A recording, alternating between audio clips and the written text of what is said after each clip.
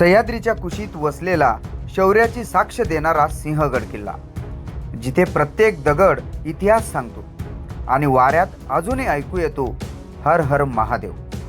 नमस्कार मित्रांनो, या नवीन इन्फॉर्मेटिव्ह आणि मनोरंजक व्हिडिओमध्ये आपलं स्वागत. मित्रांनो, आज आपण महाराष्ट्रातील एक महत्त्वाचा किल्ला म्हणजेच सिंहगड किल्ल्याविषयी थोडक्यात माहिती जाणून घेणार आहोत. तत्पूर्वी आपल्या चॅनलला सबस्क्राईब केलेलं नसेल तर अवश्य सबस्क्राईब करा.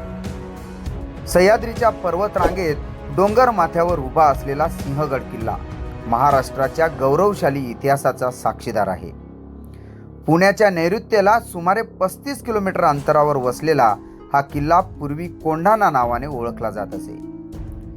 ऐतिहासिक आणि नैसर्गिक सौंदर्याचा मिलाप असलेल्या या किल्ल्याने अनेक युद्ध पाहिली आहेत. 1670 साली झालेले सिंहगडचे युद्ध हे मराठा इतिहासातील सर्वात वीरश्रीने लढलेलं युद्ध म्हणून ओळखले जाते. आज सिंहगड किल्ला भटकंतीसाठी, इतिहासप्रेमींसाठी आणि निसर्गप्रेमींसाठी स्वर्गच आहे. इथे रम्य सह्याद्रीचे विहंगमय दृश्य, साहसी ट्रेकिंग मार्ग आणि इतिहासाचे जिवंत दर्शन घडते. शौर्य, बलिदान आणि मराठ्यांच्या स्वातंत्र्य लढ्याचा साक्षीदार असलेला हा किल्ला एक वेगळाच अनुभव देतो. सिंहगड किल्ल्याचा इतिहास 2000 वर्षाहून अधिक जुना आहे. अनेक राजवटींनी या किल्ल्यावर सत्ता गाजवली. प्रत्येकाने आपल्या काळात किल्ल्यावर वेगळी मोहर उमटवली. पण या किल्ल्याचा सर्वात तेजस्वी अध्याय 1670 साली लिहिला गेला. छत्रपती शिवाजी महाराजांनी हा किल्ला मुघलांच्या तावडीतून परत मिळवण्याचा निर्धार केला. या मोहिमेचे नेतृत्व पराक्रमी तानाजी मालुसरे यांनी केले. आपल्या शूर मावळ्यांसह त्यांनी रात्रीच्या काळोखात कड्यांवरून किल्ल्यावर चढाई केली. या संघर्षात जबरदस्त लढाई झाली. तलवारी झणकारल्या, बाणांचा वर्षाव झाला, रक्त सांडले. तानाजींनी मृत्यूला सामोरे जात किल्ला जिंकला, पण या लढाईत त्यांचा प्राण गेला. ही बातमी ऐकून शिवाजी महाराजांना मोठा धक्का बसला. त्यांनी दुःख भरल्या शब्दात म्हटले, गड आला पण सिंह गेला. या पराक्रमाचा सन्मान म्हणून कोंढाण्याचे नाव सिंहगड ठेवण्यात आले. हा किल्ला फक्त दगडांनी बनलेला नाही, तर त्यात शौर्य, त्याग आणि बलिदानाचे तेज आहे. आजही येथे गेल्यावर तानाजींच्या पराक्रमाची आठवण मनात दाटते. सिंहगड किल्ला समुद्र सपाटीपासून 1312 मीटर उंचीवर उभा आहे. हा किल्ला रणनीती आणि स्थापत्यशास्त्राच्या दृष्टीने अद्वितीय आहे. त्याच्या भक्कम तटबंदी आणि बुरुजांमधून संपूर्ण सह्याद्री पर्वतरांगांचे विहंगमय दृश्य आपल्याला पाहायला मिळेल. हेच त्यांच्या संरक्षणाच्या भक्कम व्यवस्थेचे प्रमाण आहे. किल्ल्याला 2 प्रमुख दरवाजे आहेत.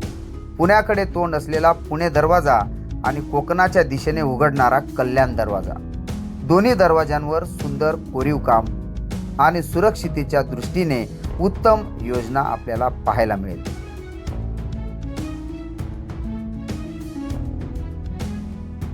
या किल्ल्याचे आणखी एक वैशिष्ट्य म्हणजे त्याची पाण्याची उत्कृष्ट व्यवस्था. येथे प्राचीन जलसंधारण पद्धती आणि नैसर्गिक जलाशय होते. त्यामुळे किल्ल्यावर राहणाऱ्या सैनिकांना पाण्याची कमतरता कधीच भासत नसे. येथे अजूनही जुन्या सैनिकी वसाहती आणि धान्य कोठारे आपल्याला दिसून येतात. सिंहगड किल्ल्यावर पाय ठेवला की जणू भूतकाळात गेल्यासारखे वाटते. इथला प्रत्येक दगड इतिहासाच्या आठवणी सांगतो.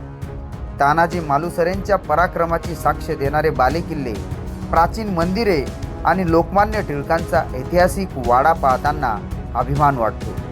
इथली थंड वाऱ्याची झुळूक, दगडी तटबंदी आणि सह्याद्रीच्या विस्तीर्ण रांगांचे नजारे डोळ्यांचे पारणे फेडतात. सिंहगड किल्ला प्रत्येक ऋतूत वेगळी शोभा घेऊन उभा असतो. वर्षभर तो पर्यटकांना वेगवेगळे अनुभव देतो. कोणत्या ऋतूत जायचे हे तुमच्या पसंतीवर अवलंबून आहे, पण हिवाळा हा सिंहगड पाहण्यासाठी सर्वोत्तम काळ आहे. ऑक्टोबर ते फेब्रुवारी दरम्यान हवामान आल्हाददायक आणि थंडगार असते.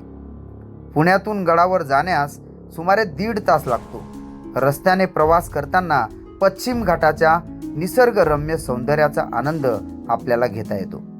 वाटेत डोंगररांगा, दऱ्या आणि हिरवाईने नटलेले नयनरम्य दृश्य पाहायला आपल्याला मिळते. पुण्याहून सिंहगडाच्या पायथ्यापर्यंत खाजगी वाहने, बसेस किंवा कॅबने आपण सहज या ठिकाणी पोहोचू शकतात. मित्रांनो, सिंहगड पाहून आपण खाली उतरतो, पण इतिहास मनातच राहतो. जर तुम्ही अजून सिंहगड पाहिला नसेल तर तो फक्त बघू नका, तो अनुभवा. तर मित्रांनो, सिंहगड या महत्त्वाच्या किल्ल्याविषयक थोडक्यात माहिती आपल्याला कशी वाटली कमेंटमध्ये नक्की सांगा. जर आमचा व्हिडिओ आपल्याला आवडला असेल तर आमच्या चॅनलला अवश्य सबस्क्राईब करा. भेटूया अशाच नवीन इन्फॉर्मेटिव्ह आणि मनोरंजक व्हिडिओमध्ये. तोपर्यंत धन्यवाद. जय हिंद, जय महाराष्ट्र.